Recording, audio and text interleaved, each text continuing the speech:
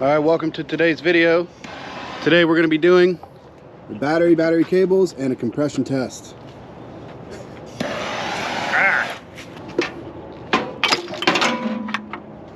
Fixed. Alright guys, so we just went through and figured out how we wanted to run our new cables. We're going for a super clean install. We want the cables out of the way completely. We're going to install this block somewhere in this general area. But we're going to run to the store and get some tie downs for the cables to mount to the body. See you in a minute.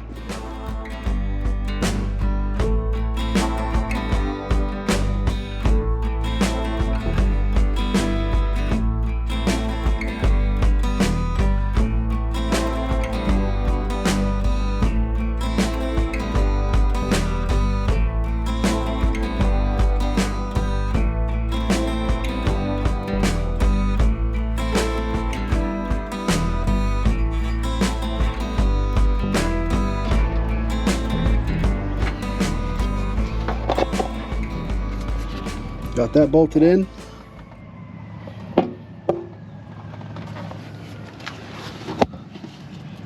Looks great. All right, start routing our cables. So starter solenoid to, so both of these sides are positive? No, so basically you're having power come in. This cable actually going to the starter actually needs to be on the other side, because this is basically a big relay for higher current. So you have power from the battery coming in, switched from here, one of these, and then this out to the starter. Okay. Well guys, I'm learning. So we're gonna switch these, act like you didn't see it.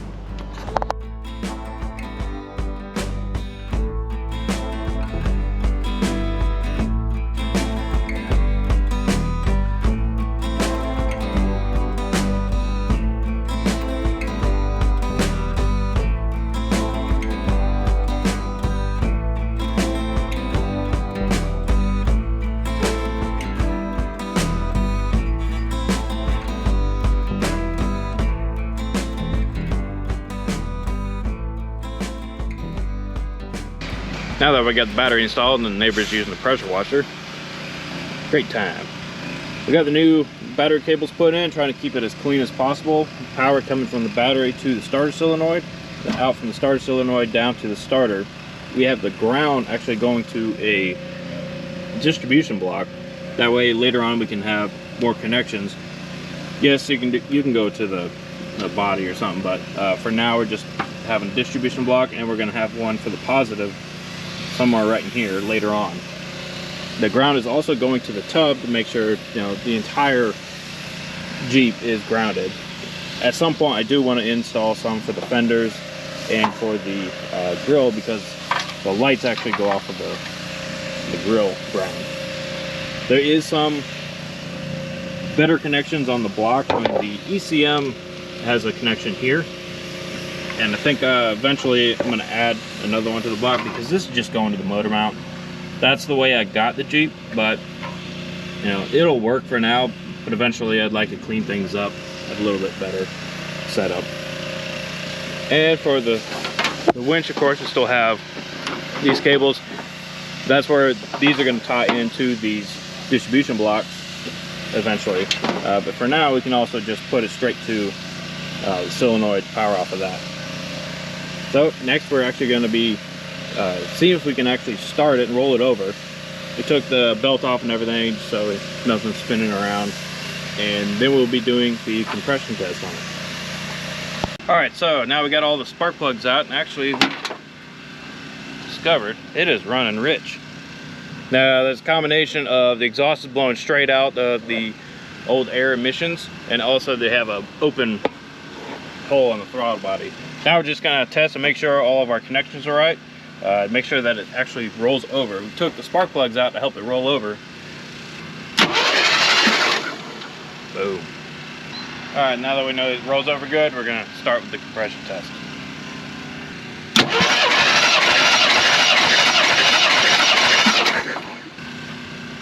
Just from what we read, 120 to 150 is good. That one was 155-ish. It's actually pretty good. So Off to a good start.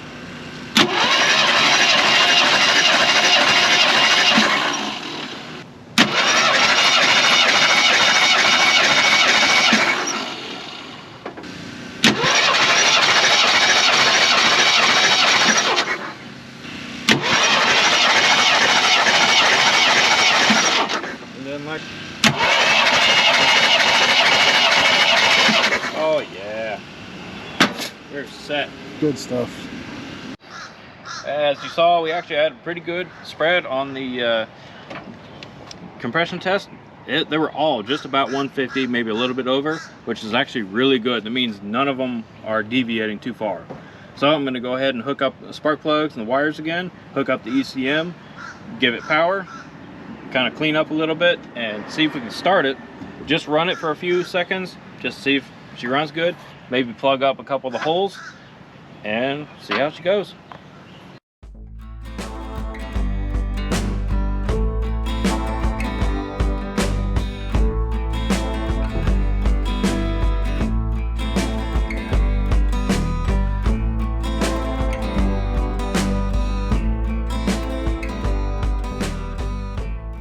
All right, let's see if it'll start.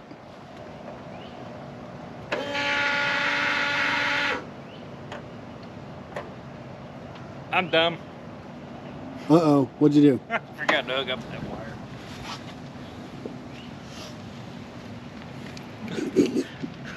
Control wire, dang it. Oh yeah, I need this. All right, guys, round 2.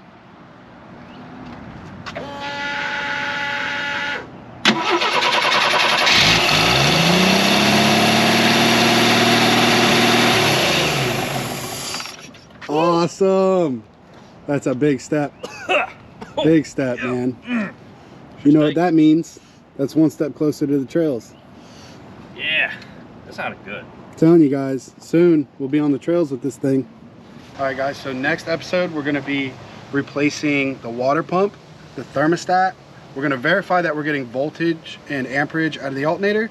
If we're not, then we'll replace it, and then we're going to get a new belt and throw a belt on it. Thanks for watching this episode on the Double Run channel. If you like what you see, hit the like and subscribe. You can also check us out on Instagram at Double Run Overland. So we'll see you next time.